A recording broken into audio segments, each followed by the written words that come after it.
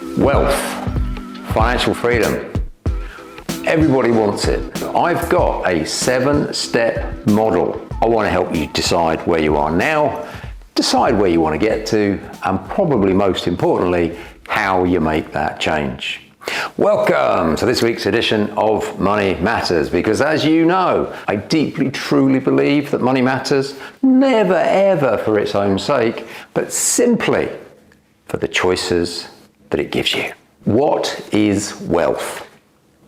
And why is it different from being rich? Because it is. So let me give you two extreme examples. So example number one, let's choose a Premier League footballer. Let's say someone plays for Chelsea and they get paid £500,000 a week. They get £26 million a year. Let's say they work for 10 years. That means they've earned £260 million.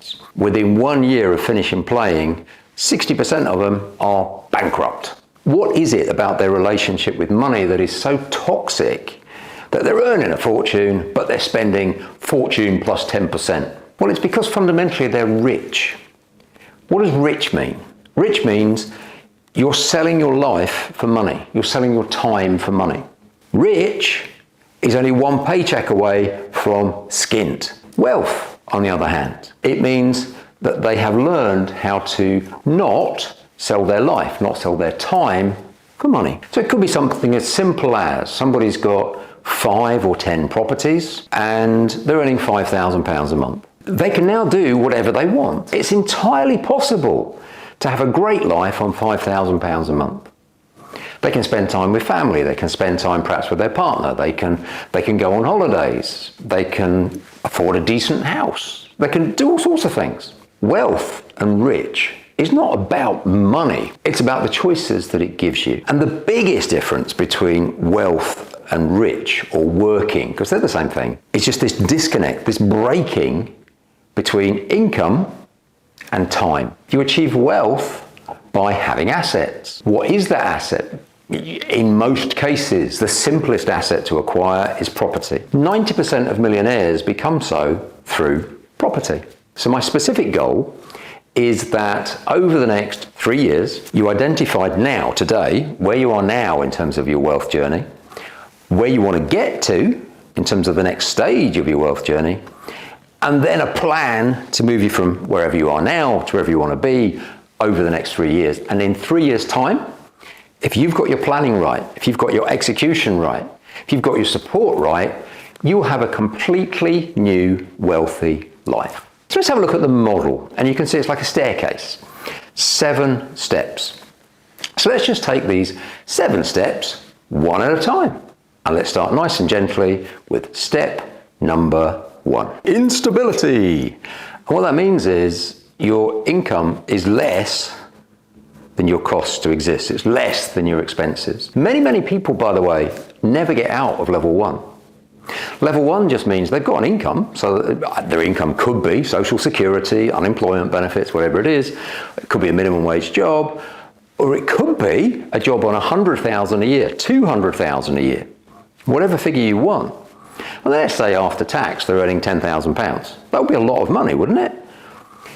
Well, it isn't. If your income is £10,000 but you're spending £12,000 a month, you're still relying on debt. I know for a fact that 1 in every 4 people in the United Kingdom is just smack bang on that first step, and they never get off it in their entire lives. Why do I know that?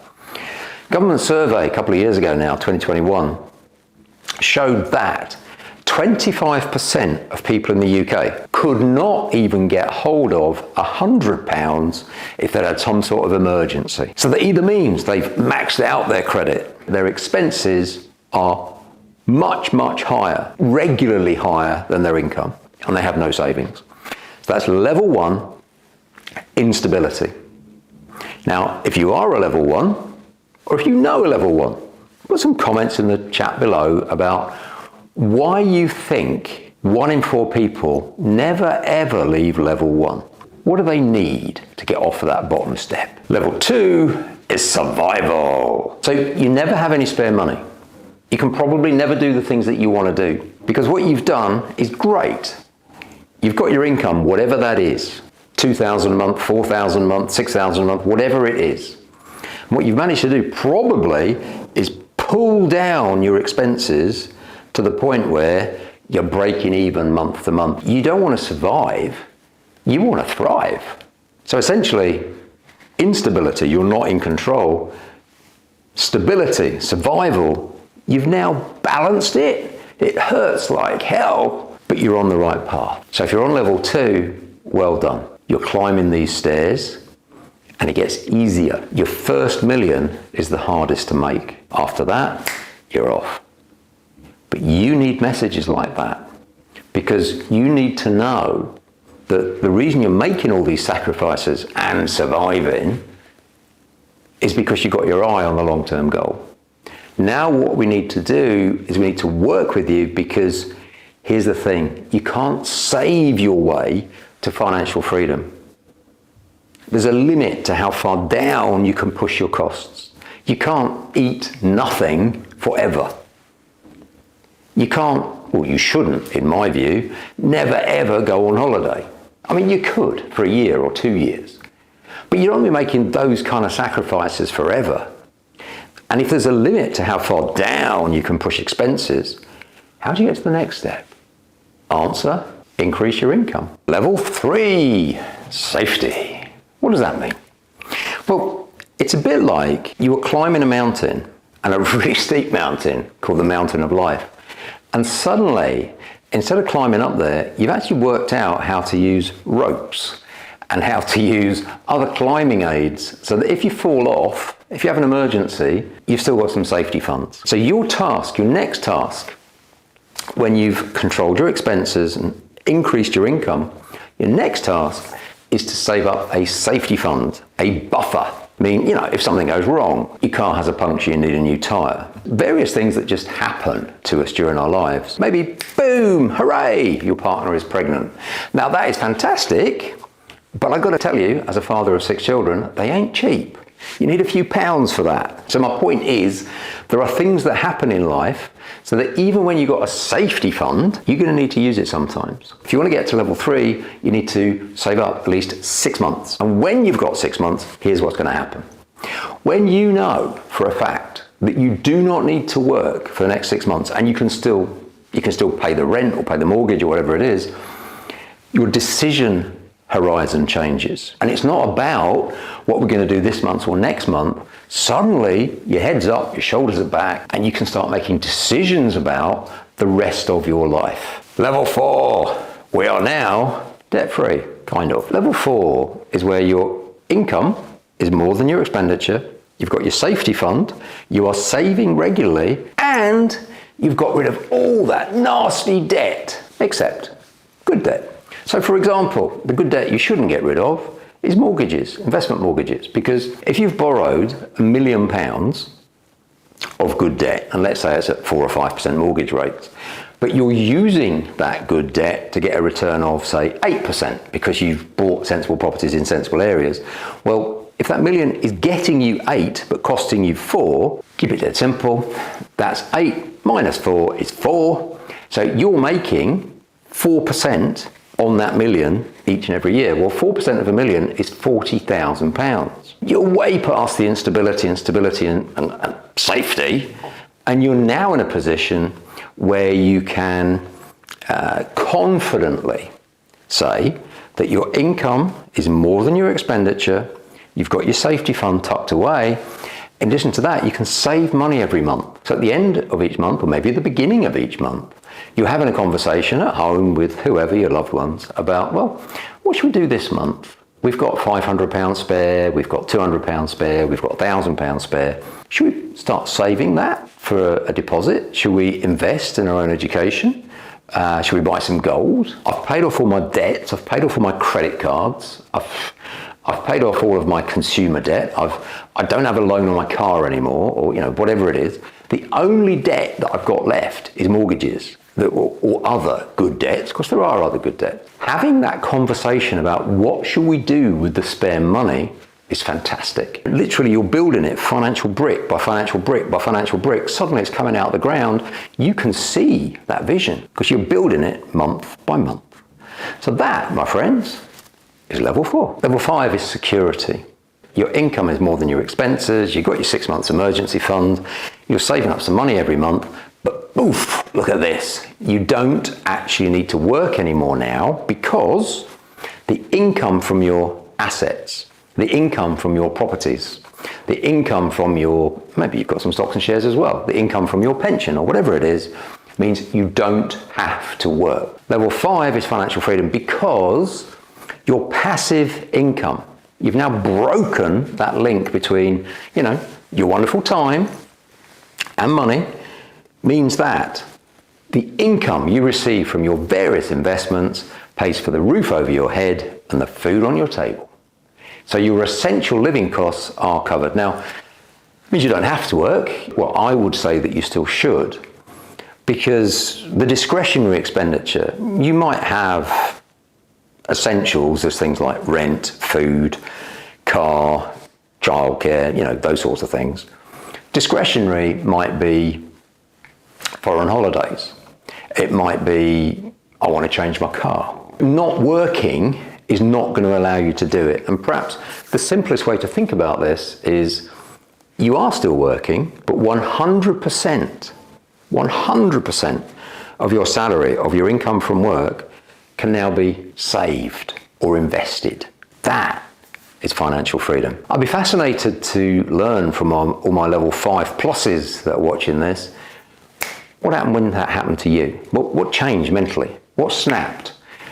Because you'll be familiar with an expression, I'm sure, money makes money. And this is when it starts to happen.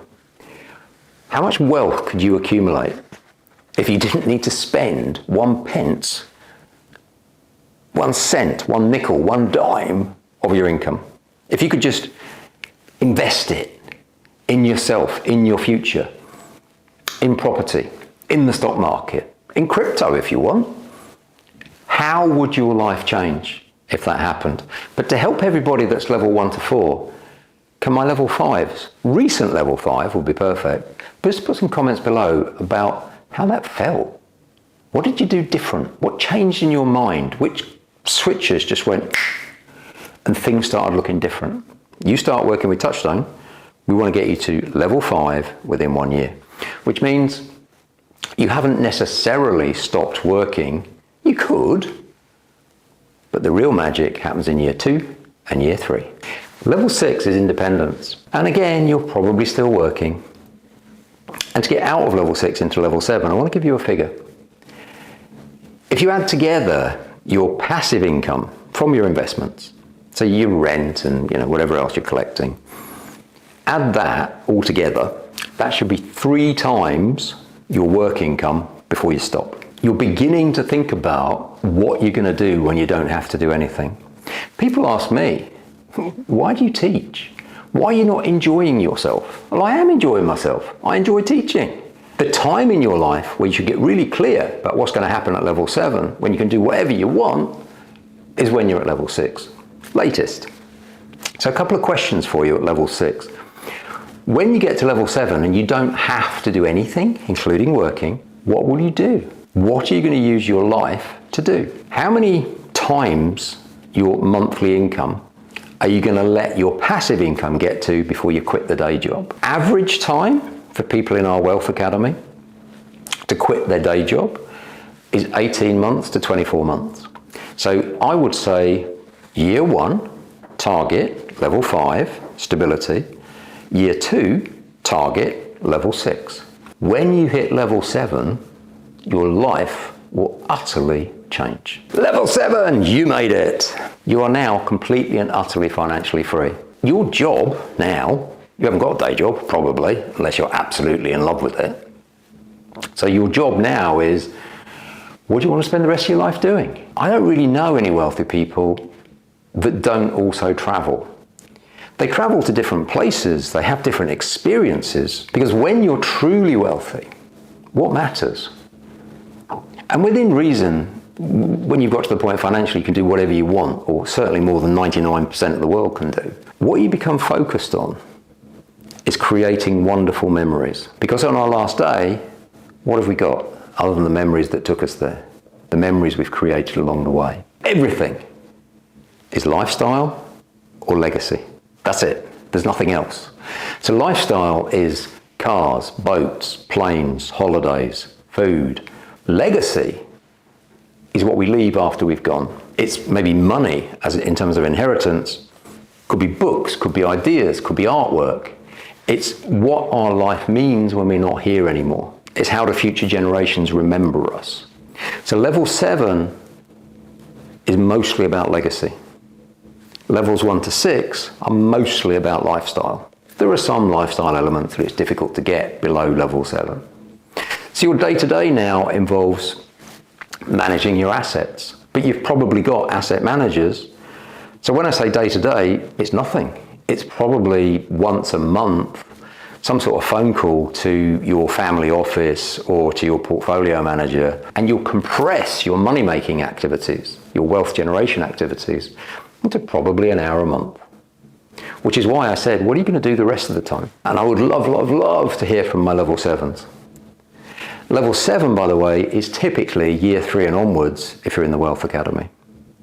So those are my targets for you. So if you want to be level 5, 6 or 7 in the next 1, 2 or 3 years, you want to consider working with Touchstone Education. That's why we set Touchstone Education up in 2014.